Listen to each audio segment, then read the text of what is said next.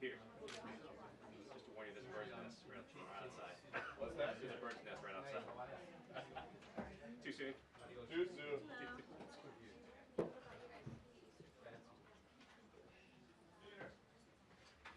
Yeah, okay.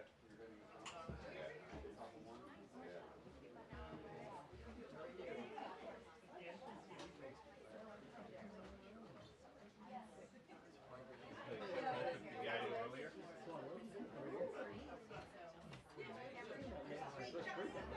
I'm sorry. Well, we have rotation.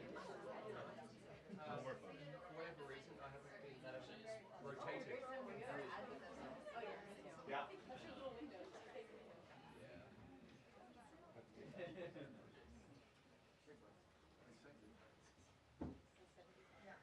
I can only do that in calls to get.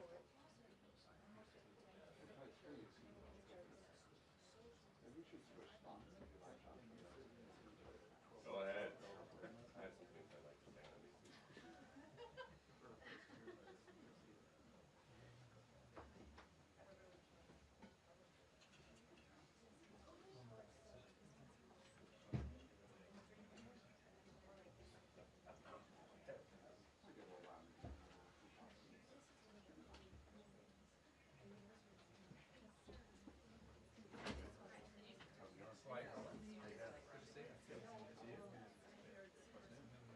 What's new?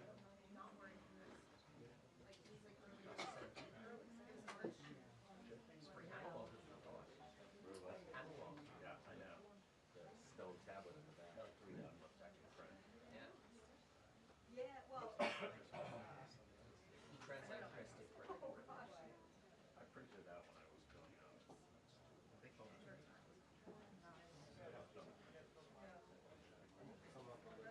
yeah, that's your I think Adam will ever fully answer the question. Nor should he. Hi. great man. All right, you're good, man. Okay.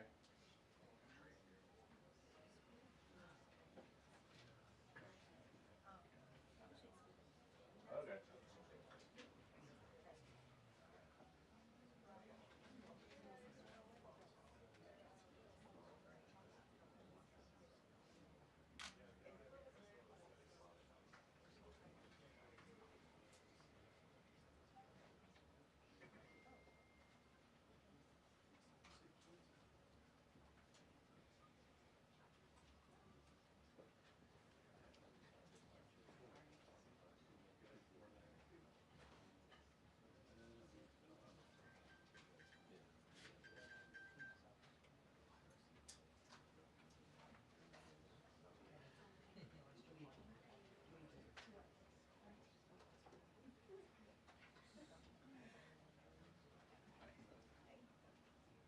So far via text, Bill, they've said that it's pure lawless tyranny, but we do expect to get more info about this CHNV program. Basically, President Biden started it with the stroke of a pen to let more than 500 530,000 immigrants from Cuba, Haiti, Nicaragua, and Venezuela into the United States.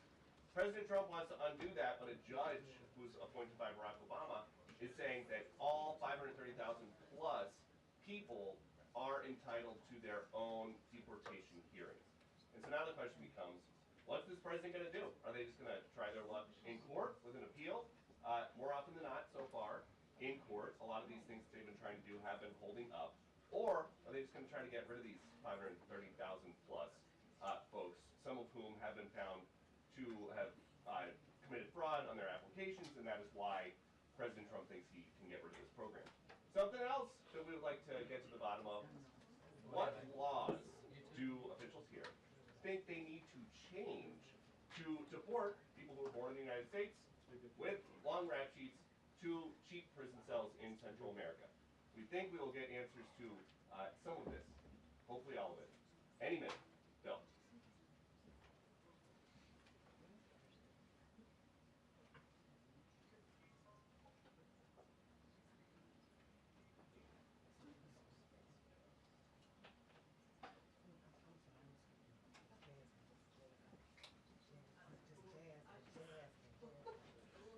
Thank you, Misha. Don't steal my question. I was gonna say, what are you gonna ask me? No idea. Wing it. Yeah, it is crazy. And very big escalation. I did. Thank you, Jay. Yeah, let me do the third. No, it's just like any call, essentially, during the work day, so that here.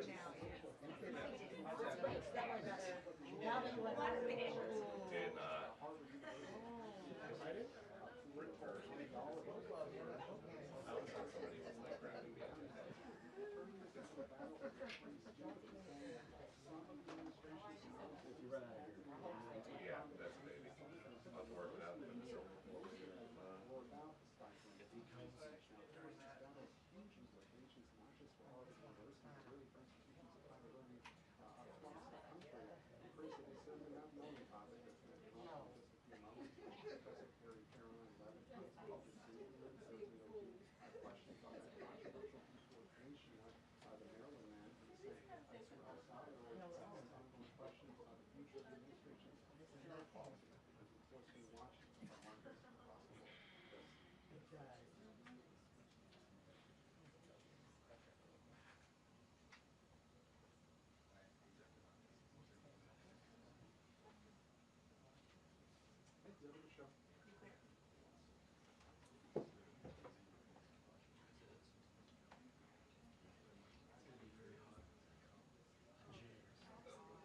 Is it already warm?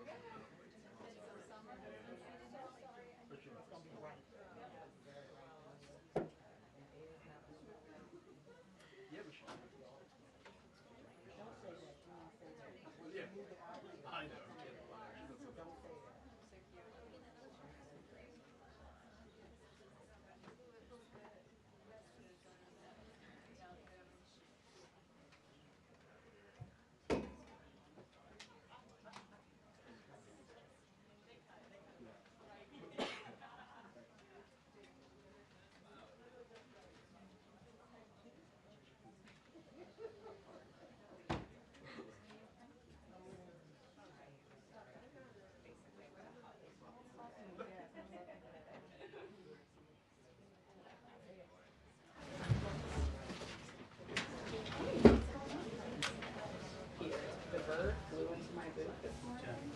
Watch out! I feel like it's like a 1 in a million chance that it happens, but then once it happens once, it's gonna happen all the time. No, it happened to Kelly on News Nation. It did.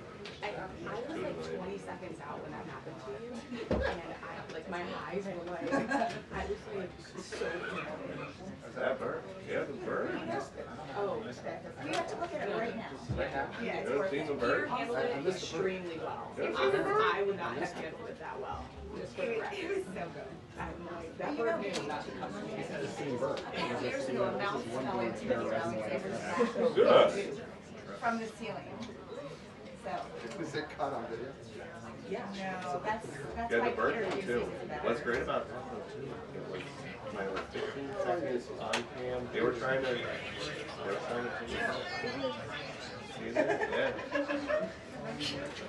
Right on. Yeah, that was worth it. Right on. That was Oh, worth yeah. it. I did not like that at all. It felt like just somebody pulling my hair over. Because I could see our hair. Otherwise, I would have thought I was being attacked. I would have, yeah, gone down. Never happened when Commander Buddy was here too. There, all the critters are wet. I'm monochromatic, and I know. We're kind of matching, it's like fading.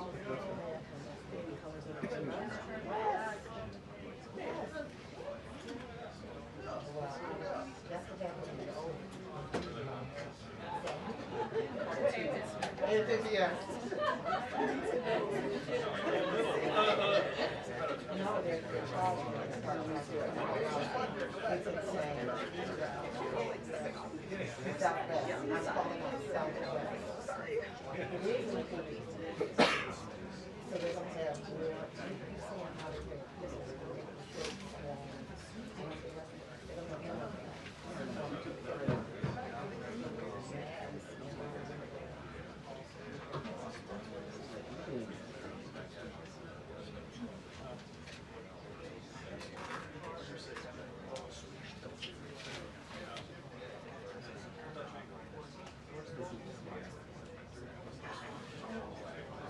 No.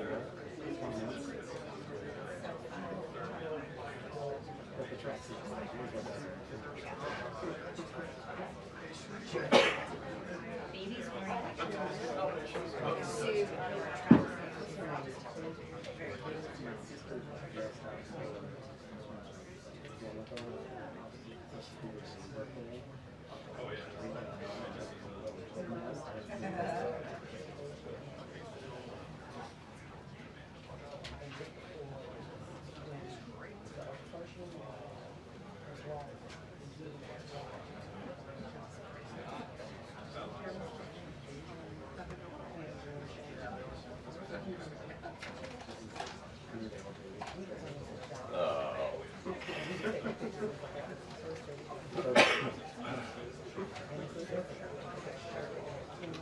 Way more creative.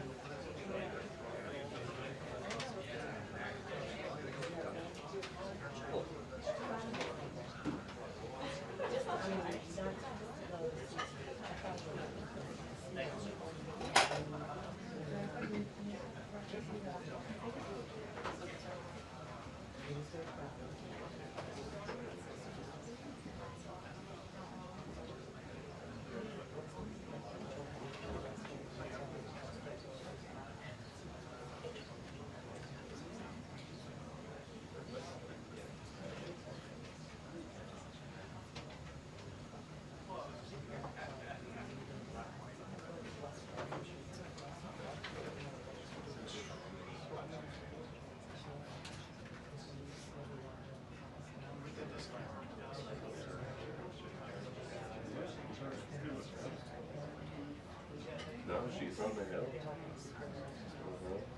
Yeah. Her last time, her walking so we all lucky at the time. I was scared. We were living the rest of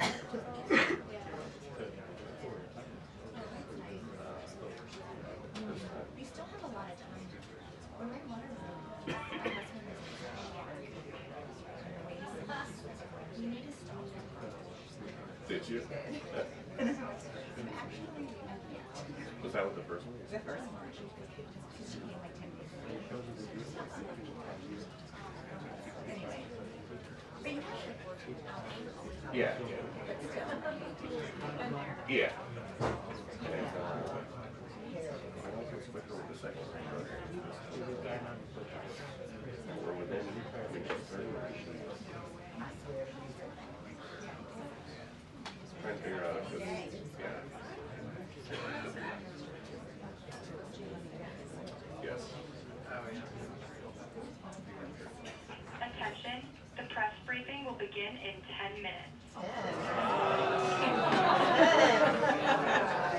10 minutes.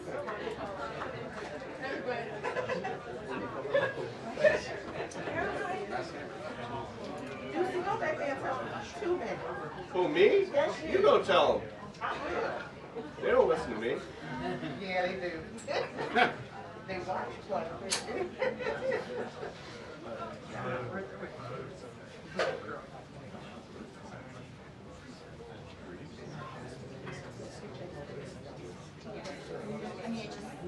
But I mean, Your body's going to so long. So we're doing this again.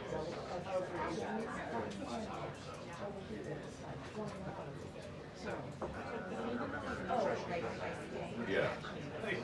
Same.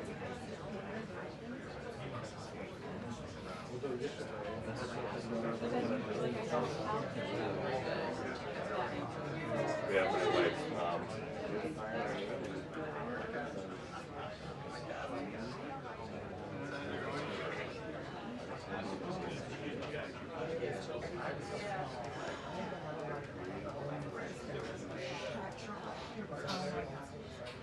She would have been on her ass.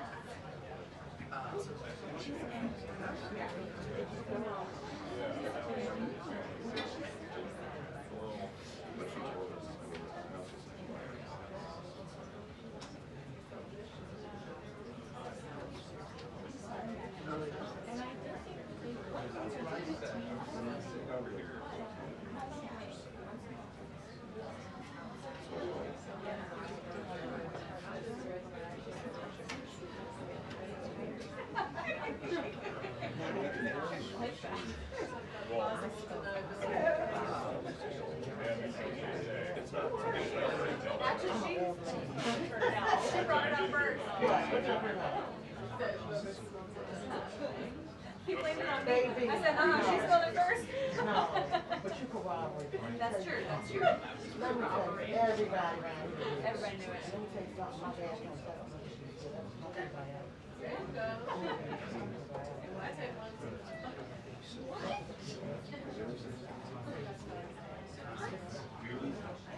Good, but everybody was scared.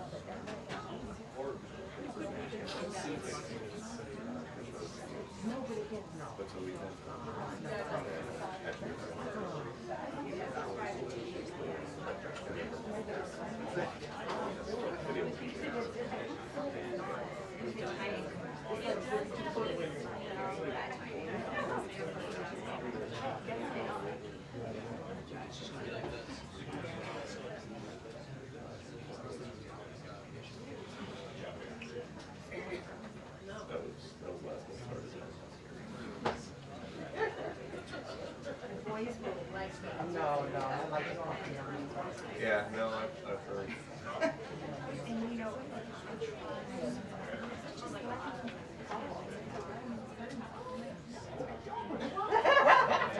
Probably some middle ground there.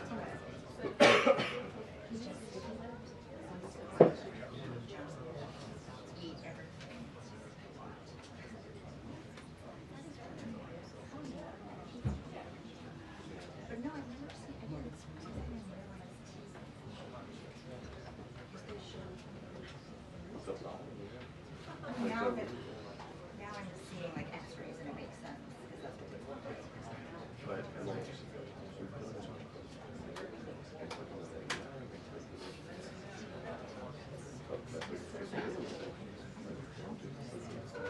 Dates, it's nobody recognizes.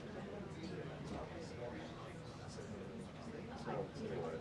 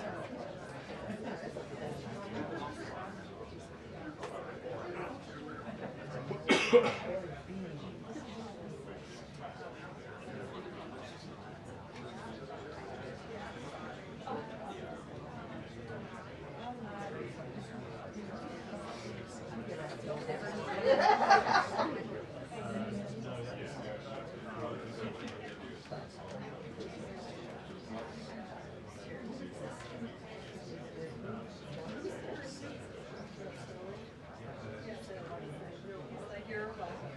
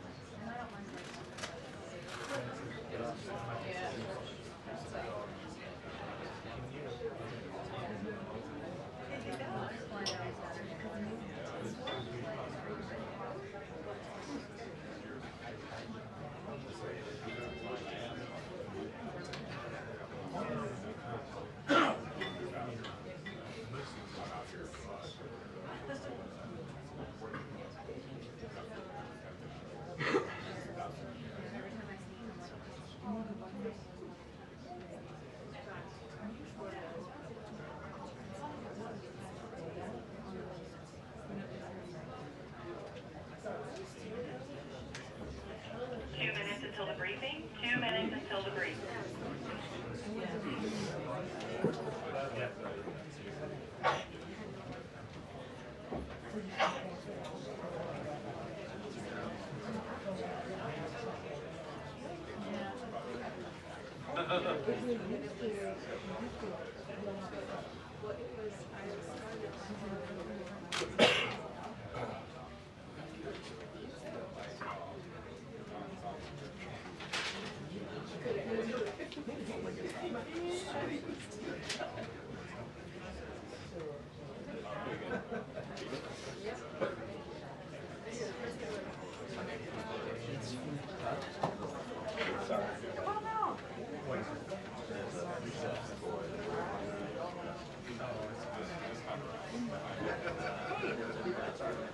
Oh, good to see you. Congrats on making new media.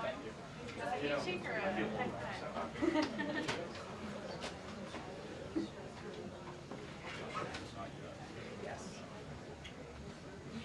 It's a good day for it. Lots to ask. Yeah.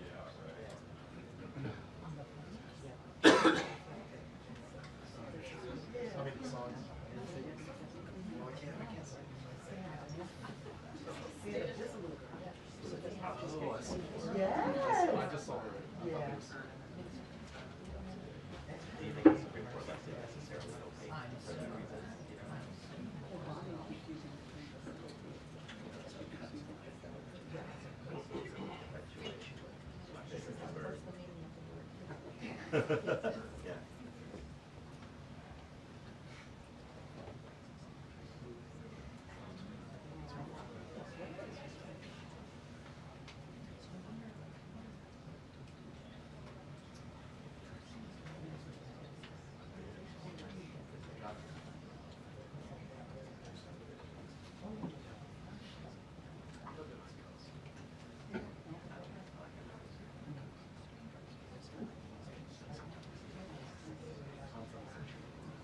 Yeah, interpretation.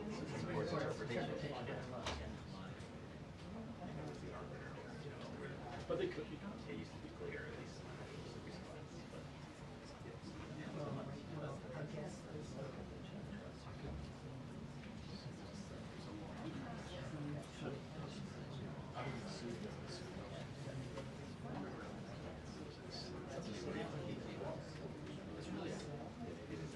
Sure. Constitution.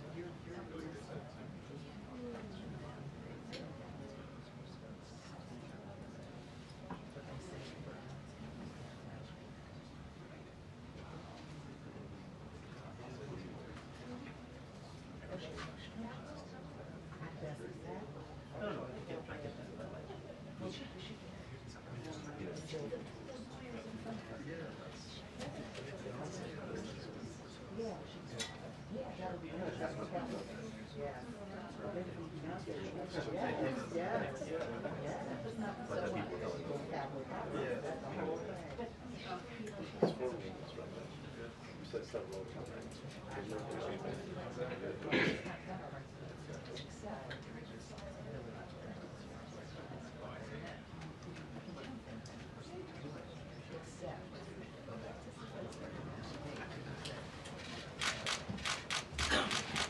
afternoon, everybody. I apologize for my tardiness, but I came directly from the Oval. I have some newsy updates to share from the President, which I know you all very much value and appreciate. So let's get to it. The President promised millions of Christians across the country on the campaign trail that he would create a White House faith office when he returned to the White House, and he has delivered on that promise. The White House Faith Office has put together an extraordinary week-long celebration currently underway for Holy Week ahead of Easter Sunday. The President signed a Holy Week proclamation, filmed a special presidential video message, and will be hosting a pre-Easter dinner tomorrow night and a White House staff Easter worship service on Thursday. The President and the First Lady are honored to continue the tradition of the White House Easter egg roll, which will take place on the South Lawn next Monday. In other news, President Trump is turning America into a manufacturing superpower again. Yesterday, there was a monumental announcement by NVIDIA, one of the largest companies in the world. This is just the latest example. For the first time ever, chip-making giant NVIDIA will produce AI supercomputers entirely in the United States as part of its pledge to produce $50 billion worth of AI infrastructure in our country over the next 4 years. With their manufacturing partners, they have commissioned more than 1 million square feet of manufacturing space to build and test NVIDIA Blackwell chips in the great state of Arizona and AI supercomputers in the great state of Texas. NVIDIA's founder and CEO Jensen Huang touted how the engines of the world's AI infrastructure are being built in the United States for the first time. This is the Trump effect. This follows trillions in other U.S. investments announced already, including $500 billion from Apple in U.S.-based manufacturing and training, $100 billion from TSMC in U.S.-based chips manufacturing, and the $500 billion private investment led by OpenAI, Oracle, and SoftBank in artificial intelligence infrastructure. Under President Trump, we're going to produce the cars, the ships, the chips, the airplanes, minerals, and medicines that we need right here in America at the hands of American workers. On the border, President Trump continues to break records and protect our homeland. According to CBP, Border Patrol apprehensions along the southwest border for the entire month of March 2025 were lower than the first 2 days of March 2024 under Joe Biden. Incredible law enforcement officers are arresting violent illegal aliens from American communities every day. Here are a few examples from the latest ICE report, which I received this morning. ICE Los Angeles arrested a 54-year-old citizen of Mexico convicted of rape by threat, sodomy with a person under 14 years, and kidnapping in San Jose, California.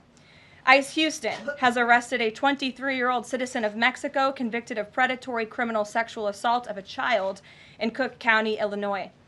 ICE Houston arrested a 64-year-old citizen of Honduras convicted of murder in Los Angeles County, California.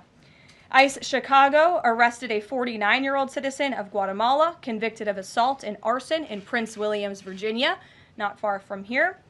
ICE Denver arrested a 36-year-old citizen of Mexico who is registered as a sex offender and has been convicted of sexual assault of a child in Lake County, Colorado. ICE Baltimore arrested a 50-year-old citizen of China convicted of sex trafficking in Bel Air, Maryland. And ICE Boston arrested a 46-year-old citizen of Jamaica convicted of 3 counts of rape of a child and 2 counts of indecent assault and battery of a child under 14 in Boston, Massachusetts. President Trump and our administration will not rest until every single violent illegal alien is removed from our country. The safety of the American people is too important to settle for anything less. On that note, the Democrat and media outrage over the deportation of Abrego Garcia, an MS-13 El Salvadorian illegal alien criminal who is hiding in Maryland, has been nothing short of despicable. Based on the sensationalism of many of the people in this room, you would think we deported a candidate for Father of the Year.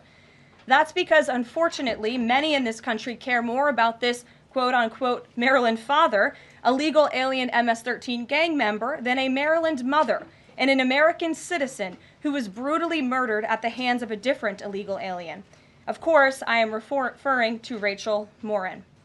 And if you didn't see yesterday, a Maryland jury found illegal alien Victor Antonio Martinez Hernandez guilty of murdering Rachel Morin in August of 2023.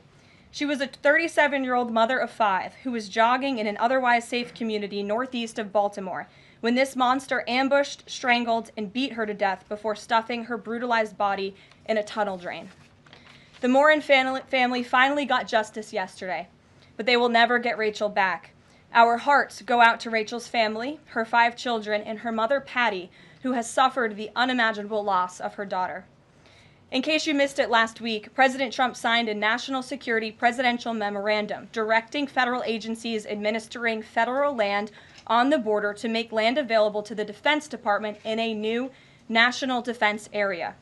This followed the president's Day 1 executive order committing his administration to marshal all available resources and authorities to stop the unprecedented flood of illegal aliens into our country and to obtain complete operational control of the borders of the United States of America. Once again, the president is fulfilling another key promise. This new national defense area spans more than 170 miles across our border in New Mexico. But in the coming weeks, this administration will add more than 90 miles in the state of Texas. This national defense area will enhance our ability to detect, interdict, and prosecute the illegal aliens, criminal gangs, and terrorists who were able to invade our country without consequence for the past 4 years under the Biden administration. It will also bolster our defenses against fentanyl and other dangerous narcotics that have been poisoning our communities. With all of this work being done to make America great again, we continue to see a positive response from the American public. A brand new poll published from the Daily Mail and JL Partners this morning found that President Trump's approval rating is at an all-time high. That's because the president is working tirelessly to keep his promises to the American people, as I just saw him doing today in the Oval Office. We have a reporter in our new media seat today, Matthew Foldy. I like your boots, Matt, who is the editor-in-chief of the Washington Reporter. Washington Reporter is a new, fast-growing outlet that breaks stories about legislation and interviews leaders in Congress and across the administration. The publication's readership includes the highest levels of business and government. And with that, please kick us off, Matt. And we've interviewed you as well. So Karoline, thanks so much for having me here on behalf of our readership and the millions of Americans who I think appreciate what you're doing with the new media seat here and making this a more accessible briefing room. I'm curious with Harvard, we saw the Trump administration today announced it's cutting around $2 billion, or freezing $2 billion in funds to Harvard because the campus has serious problems with violence and with anti-Semitism. We saw former President Obama, side with Harvard, which rejected the Trump administration's demands. I'm curious, where does the administration see this going with Harvard and with other colleges and universities in America that are refusing to reform in wake of the sort of craziness that we've seen take over some of them? Thank you, Matt, for being here, and thanks for the question. When it comes to Harvard, the president's position on this is grounded in common sense, in the basic principle that Jewish American students, or students of any faith, should not be illegally harassed and targeted on our nation's college campuses.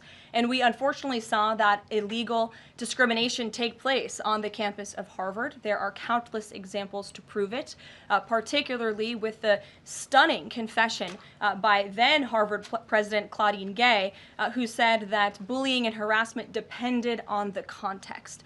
The president at that time made it clear to the American public he was not going to tolerate illegal harassment and anti-Semitism taking place in violations of federal law. So the president made it clear to Harvard, follow federal law, no longer break Title VI, which was passed by Congress to ensure no student can be discriminated against on the basis of race, and you will receive federal funding. Unfortunately, Harvard has not taken the president or the administration's demands seriously. All the president is asking, don't break federal law, and then you can have your federal funding. I think the president is also begging a good question. More than $2 billion out the door to Harvard when they have a more than $50 billion endowment. Why are the American taxpayers subsidizing a university that has billions of dollars in the bank already? And we certainly should not be funding a place where such grave anti-Semitism exists. And I'm curious, you had just mentioned Rachel Morin, and I'm a Maryland man, and I think most Marylanders appreciate what you were saying today. We've seen that Chris Van Hollen, who was Rachel Morin's senator, basically threatening to fly to El Salvador to press for the release of someone who was in America illegally. What and not as much sort of from him about Rachel Morin's horrific murder and the verdict that was, I think, rightly reached yesterday. What does the administration think about the priorities we're seeing from Senate Democrats in terms of illegal immigrants instead of the work that agencies like ICE and DHS are doing with the Trump administration? It's mind-boggling, the priorities of the modern-day Democrat Party. I think it's atrocious that you have Democrats in Congress on Capitol Hill who swear an oath to protect their constituents and to serve them in Washington, D.C., spending more time defending illegal immigrant gang members than their own constituents and law-abiding American citizens like Rachel Morin. And I saw the president personally on the campaign trail, and I continue to see him in his role as president of the United States, put American families first, reach out to the victims, the families of victims at the hands of illegal immigrant crime, and frankly, the actions and the words of the Democrat Party prove they could not care less about the American public. And maybe if they did, they'd see a bit higher approval ratings right now. Thanks for being here with us today. Peter. Thank you, Karoline. To follow up on something that you just said, why do Ivy League schools get so much federal funding? It's a very good question, and it's a question the president has obviously raised in his discussions and negotiations with not just Harvard, but also Columbia and many other Ivy League institutions. We have the anti-Semitism task force, which the president promised and delivered on. The anti-Semitism task force is across the government, representatives from various federal agencies who meet on a weekly basis to discuss the question that you just raised. And I think a lot of Americans are wondering why their tax dollars are going to these universities when they are not only indoctrinating our nation's students, but also allowing such egregious illegal behavior to occur. To follow up on immigration, deporting American citizens to Central American prisons, is it legal, or do you need to change the law to do it? Well, it's another question that the president has raised. It's a legal question that the president is looking into. And he talked about this yesterday when with his meeting with President Bukele in the Oval Office. He would only consider this, if legal, for Americans who are the most violent, egregious, repeat offenders of crime who nobody in this room wants living in their communities. And then there's this CHNV thing. President Biden let more than 530,000 people from Cuba, Haiti, Nicaragua, Venezuela into the U.S. with this CHNV program. He did it with the stroke of a pen. And now a judge will not let President Trump undo it with the stroke of a pen. So are you guys going to give all 530,000 plus people individual deportation hearings, or are you just going to try to deport them? I spoke to White House counsel's office about this morning because obviously another rogue district court judge is trying to block the administration's mass deportation efforts with this latest injunction. We will fight this in the court of law, and we will ensure that every individual who illegally entered our country and was really taken advantage of by the previous administration because they abused the parole system in this country to fast track legal status, as they said, for these illegal immigrants, and they completely abused our legal system. Many of these paroled individuals were then given temporary protective status, which the intention of that TPS was only supposed to be used in times of war or storm or destruction in the home countries of these migrants. It was completely abused. These migrants came here for economic reasons, and they illegally entered our country, and the president is not going to tolerate that. And so we will continue to focus on deporting as many individuals as we can. Jennifer. One on tariffs and one on Russia. Can you give us any sort of an update on which deals are in hand or are close? Which countries are reaching a deal on tariffs? And then on Russia, can you give us an update on what the agreement was with Russia? The president yesterday said that he thinks we'll be seeing some very good deals very soon. Can you talk a little bit about what Russia agreed to? Sure. I don't want to get ahead of our United States Trade Ambassador and Secretary of Commerce, the Secretary of Treasury, all the great individuals who are working incredibly hard to cut these good trade deals. And the president's deeply involved in this as well. He has made it clear to his trade team he wants to personally sign off on all of these deals too. And so I don't want to get ahead of them on announcements, but obviously, as you've heard from numerous administration officials, there have been many talks with countries. We've had more than 15 deals, pieces of paper paper put on the table, proposals that are actively being considered. And as we've said consistently, more than 75 countries have reached out. So there's a lot of work to do. We very much understand that, but we do believe that we can announce some deals very soon.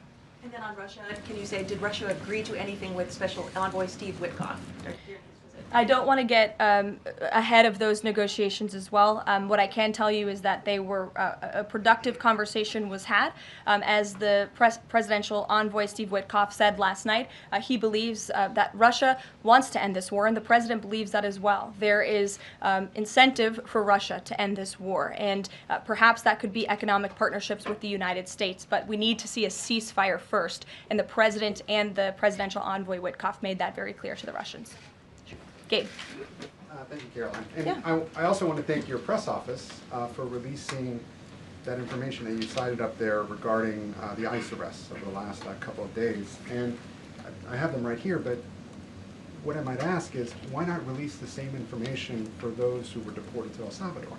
Well, first of all, the information was released by the Department of Homeland Security. The individuals on the flights to El Salvador are foreign terrorists, and those are counterterrorism operations. They are much different than the arrests and final order of removals that you see on a day-to-day basis that law enforcement agents are conducting around the country. That information was not, to that detail, was not released by DHS, though. I just told you the reason. It was a counterterrorism operation, a deportation of foreign terrorists, not illegal criminals who have been convicted of heinous crimes living in our American communities. It's two different things. Foreign terrorist, illegal immigrant criminal, two different things, two different definitions. You should look them up. Christian, go ahead. Yeah, thanks, Caroline. Does the president support raising the corporate tax rate to pay for all these other tax cuts he wants to see move through Congress? Look, I've seen this idea proposed. I've heard this idea discussed, but I don't believe the president has made a determination on whether he supports it or not. And then secondly, do you have any information on the status of Eden Alexander? Hamas says they lost contact with the unit guarding him following an Israeli airstrike earlier today. I don't have updates. I have not seen that report, but I can certainly check in with our National Security Council. I have spoken to the president about Eden Alexander, and he's made it very clear to our national security team that finding him is a priority, but unfortunately I don't have any updates to share. But it's a very important matter, and certainly we can check in. Sure. Hi. How Hi. concerned is the president that a federal judge could hold a Trump administration official in contempt of court for defying deportation orders? We are complying with all court orders. So I see what you're trying to do there with that question, but we're very confident that every action taken by this administration is within the confines of the law, and we continue to comply with the court's orders. And you have seen that, and the president made that clear yesterday in the Oval Office with President Bukele. Sure. Thanks, Caroline. Could you, just going back to El Salvador, could you just explain to us a little bit more about the legal basis on which you may be able to send US citizens to prison there? I know you said that President Trump is looking at it, but can you explain to us a little bit more about how that might be possible? We're looking at it, and when I have more for you to share, I certainly will. Sure. Still going off the El Salvador questions, yesterday in the Oval Office, administration officials made it very clear that El Salvador is responsible for Mr. Abrego Garcia, yet El Salvador's president said we're not going to do anything with him. So my question is, who is responsible for this man and where he's going to end up? Well, no. First of all, President Bukele said that he is not going to smuggle a foreign terrorist back into the United States of America, as many in this room in the Democrat Party seemingly want him to do. Abrego Garcia was a foreign terrorist. He is an MS-13 gang member. He was engaged in human trafficking. He illegally came into our country. And so deporting him back to El Salvador was always going to be the end result. There is never going to be a world in which this is an individual who's going to live a peaceful life in Maryland, because he is a foreign terrorist and a MS-13 gang member. Not only have we confirmed that, President Bukele yesterday in the Oval Office confirmed that as well.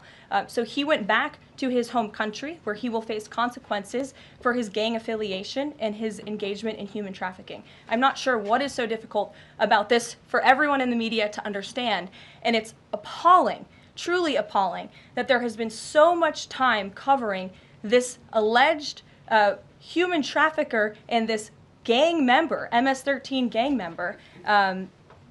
It's truly striking to me. Karen. Thanks, Caroline. The president was posting on Truth Social today about helping American farmers. And last week in his cabinet meeting, he was talking about a plan to work with farmers to retain workers who are in the U.S. illegally, provided that they leave and then come back through what he said would be a legal process. Can you give details on what that would look like? How many workers he's talking about? How long a plan like that would take to implement, and the timeline for more details on getting this actually to implementation? I can check in with our immigration and our policy team and get you some more details on that, Karen. And is this something he wants to roll out soon? I mean, he was talking back and forth with Secretary Rollins. Right. This is kind of imminent that he wants to do this. Yeah, look, the president is in constant communication with all of his cabinet secretaries, particularly Secretary Rollins, who has the backs of American farmers and ranchers. It's something that he spoke about with her in the front of all the cameras in the cabinet room, but I'll check in with not only our immigration team, but also with USDA, and we'll get you an answer. Jonathan. Hi, Caroline. Hi, it's good to see you in here. You too. The president has long said that it would be an abuse of power for a president to direct prosecutors to investigate him. Last week, President Trump explicitly directed the Justice Department to scrutinize Chris Krebs to see if it can find any evidence of criminal wrongdoing. How is that not an abuse of power to direct the Justice Department to look into an individual, a named individual? Look, the president signed that executive order. It's the position of the president in this White House that it's well within his authority to do it. Otherwise, he wouldn't have signed it, and he signed it, and that's his policy. Jeff, how you doing? Fine, thanks, Caroline. A follow-up on Harvard. The president floated on Truth Social, I believe, the possibility of removing tax-exempt status. How serious is that threat, and are there other universities he's considering? And then a follow-up question on foreign policy. Can you give us an update on what the president hopes to come from the next round of talks with Iran? Sure. First, when it comes to Harvard, as I said, the president has been quite clear they must follow federal law. He also wants to see Harvard apologize, and Harvard should apologize for the egregious anti-Semitism that took place on their college campus against Jewish American students. There were professors who said that he had engaged in discriminatory behavior against Jewish students. Of course, you had the former president of the university saying bullying and harassment depends on the context. You also had an encampment on Harvard Yard that we all saw play out before the cameras. The university failed to impose formal discipline on any students for this anti-Semitic conduct violations, including the occupation of a campus building and the disruption of classes with bullhorns. The president believes Harvard should apologize to its Jewish American students for allowing such egregious behavior. As for the tax-exempt status, I would defer you to the IRS for any updates. I do want to answer your question on Iran, of course. The maximum pressure campaign on Iran continues, but as you know, the president has made it clear he wants to see dialogue and discussion with Iran while making his directive about Iran never being able to obtain a nuclear weapon quite clear. And the president spoke to the Sultan of Oman today, who helped facilitate these talks. I have a readout for all of you. He held a call with the Sultan of Oman today, and he thanked him for hosting the first direct meeting between the United States and Iran and emphasized the need for Iran to end its nuclear program through negotiations. The two leaders also discussed the United States' ongoing operations against the Houthis and emphasized that the Houthis will pay a severe price until they end their attacks on maritime traffic in the Red Sea. As you know, an additional negotiation between Steve Witkoff and Iran's representative has been scheduled for Saturday. And since these are ongoing negotiations, I have nothing more to add on that. Can I follow Iran? Sure. Oh, thank you, Caroline. When you said that the president said that Iran will never have nuclear weapon, is the focus on dismantling the entire nuclear program, or it just restricting enriched uranium or the missile program? The president does not want to see Iran have a nuclear program. He does not want Iran to obtain a nuclear weapon. He's been very clear about this. Shelby. Shelby, you have a seat today. I know, stole it. Glad to see it. Two quick ones on TikTok. First, is the president expecting to extend the TikTok ban that's now June 19th if China doesn't come to the table in time?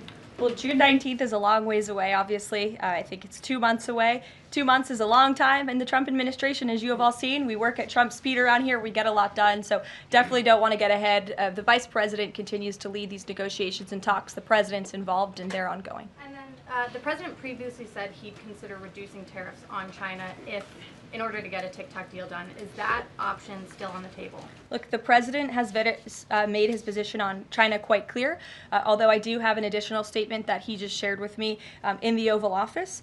The ball is in China's court. China needs to make a deal with us. We don't have to make a deal with them. There's no difference between China and any other country except they are much larger.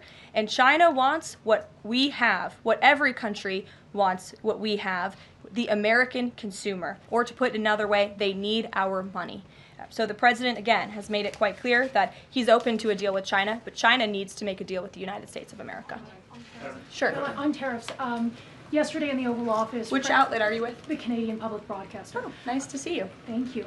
Yesterday in the Oval Office, President Trump suggested that there could be some help for automakers. I'm wondering what that looks like. Is it tariff relief on the 25% tariffs that are in place right now, or the new tariffs that are coming up in May on auto parts? And a second on Canada, if I may. President Trump's tone when it comes to Canada-U.S. relations, Canadians have noticed it's shifted a bit in the past few weeks. Ever since the election campaign started, he stopped talking about Canada becoming the 51st state, at least publicly. I'm wondering if that's on purpose and why. I would reject the president's position on Canada has shifted.